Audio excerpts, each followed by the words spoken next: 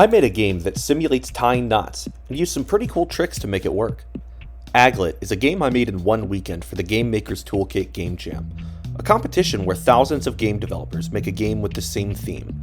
This year, the theme was loop. I thought it would be cool to make a game that teaches you how to tie real-world knots. The game shows you a picture of the knots to recreate, and you control the tip of a shoelace, called an aglet, to recreate the image. Here's how it works. As you move the aglet, it leaves circles in its path. When filled in, these circles are close enough to each other to look like one thick line. To give the string an outline, each circle draws a line on either side of itself that connects it to the next circle.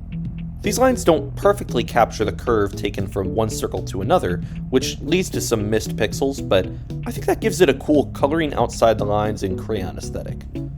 At this point, the string will always overlap itself, but knots often require you to loop over and under previous parts of the string. In Aglet, you can press X to swap between going over or under the string.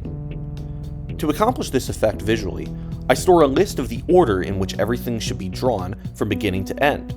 When you're in over mode, every new circle is added to the end of the list and drawn last. When you're in under mode, the circles are instead added back to the beginning of the list and drawn first, meaning that the other circles cover them up. Now, we've got a pretty cool character controller that we can use to recreate knots, but how can the game tell when the player has tied the knot that's in the picture? I don't want the player to have to move the exact way that the example does.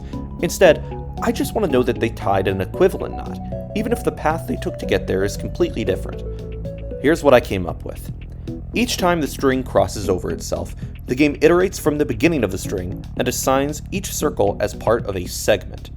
Each circle will be part of segment 1 until an intersection is found, at which point all circles afterwards will be assigned a segment number of 1 higher, repeating this until the end of the string when all segments have been defined.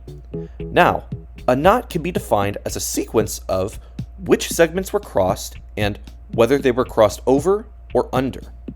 For example, an overhand knot is a sequence of moving over segment 1, under segment 2, and then over segment 3. No matter how large or small you make the knot, even if you mirror its direction, the game recognizes this as an equivalent knot.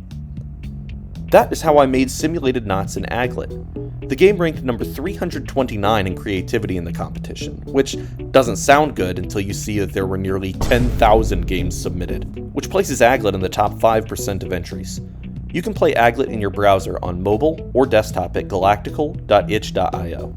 Thanks for watching.